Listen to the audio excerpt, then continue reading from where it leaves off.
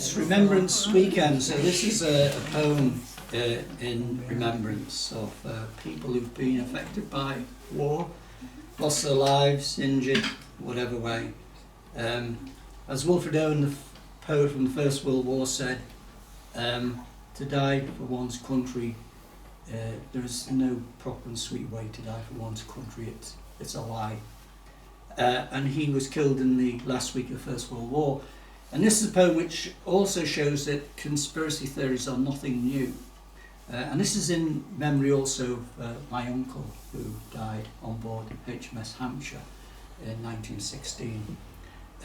It was a frigate, naval frigate, which had just returned from the Battle of Jutland, just off the Denmark coast.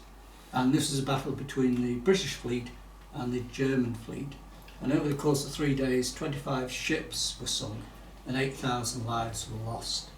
And HMS Hampshire came back to port, and the sailors were hoping that they get some shore leave, but they were only given a couple of days shore leave, and then they were ordered to sail again, because they were going to take, on a secret mission, they were going to take Lord Kitchener, who was the First Lord of the Admiralty, up to Russia, who was going to negotiate and parley with the Tsar to try and get Russia into the war to aid the relief of the embargo by the Germans in the Channel, which prevented food supplies coming to the British shores. And it set out on its journey, going past the Orkney Islands, but the Orkney Islands were already known to be heavily mined by the Germans. And it set off in very stormy weather, which seemed very strange. And it set off with a guard of 2 destroyers, but the 2 destroyers were sent back because the storms were too heavy. But the ship carried on, and the ship allegedly went down when it hit a German mine, and it went down very quickly, and over 700 lives were lost. But this created some conspiracy theories. Why had it been allowed to sail alone? Theories consisted of stories such as some people were jealous of Kitchener. Some of you may remember the First World War, these posters of "Your country needs you," and he was there pointing at people. So he's very popular. I mean, we don't know many generals by name these days, but he was well known. It was also known that he was gay, and at some stage this was going to be made public.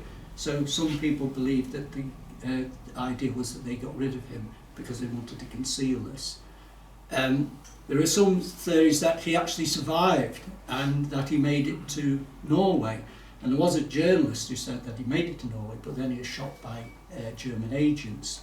And he claimed that he'd found the body, and he'd brought the body back to lay in state in Westminster Abbey. But the night before it was supposed to be laid out, the coroner insisted that there was an autopsy. And when they opened the coffin, they found it was full of cement. Yeah. And so the journalist didn't do what we do and go, "Oh my God, you've caught me red-handed." The journalist said, "Oh my God, the body's been stolen," and started writing stories of that nature. And on Orkney, they erected a structure memorial to Kitchener, but it's almost 100 years before they erected a memorial to the men, over 700 men who lost their lives in that tragedy. So it's all about the total nonsense of war. Wars generally end with agreement. Well, why don't we start with agreement? And we don't need the war, we can deal with that. But this is written a poem from the perspective of this young man who was on board that ship. From the family history, there is a story that he had a premonition that he was going to die before he went on this final mission. But he was persuaded by the family to go back, because going absent without leave at that time could have dire consequences. So it's an interesting tale. All the files in relation to the sinking of the Hampshire have not been opened yet by the Admiralty. Some are due to open next year, but some are being kept back. Wow. So interesting. This is not the end of the tale yet. HMS Hampshire. From the Battle of Jutland, May 1916, the bloodiest sea battle that had ever been seen.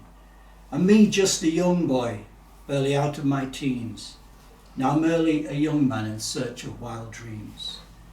8,000 men died in that bloody great fight, all for the sake of empire and the right of the might. But we stood our ground and we never took flight, but I needed my shore leave to get my head right.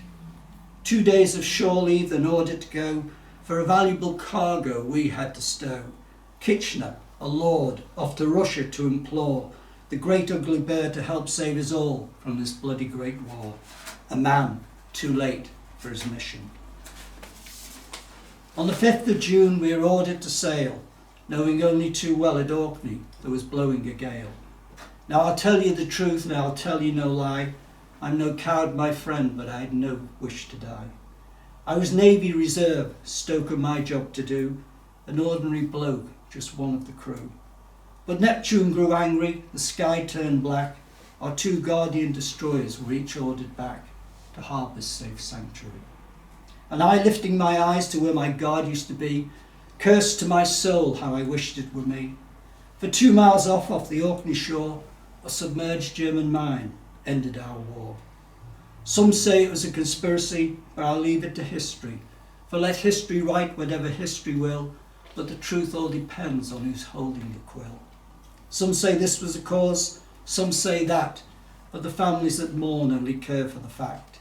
And the truth all depends on who authors the report, but the only truth for sure is that dead men don't talk. They raised a monument to Kitchener in granite and stone. It was 100 more years before 737 brave men were bestowed a memorial of their own. And those of you who believe in a God have but him to thank, that even in death men still die in rank.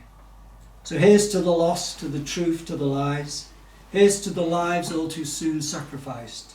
Here's to the men, the loved ones forlorn. Here's to the lost souls, the families that mourn.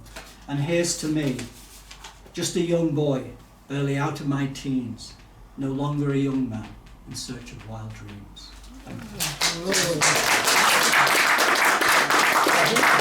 you.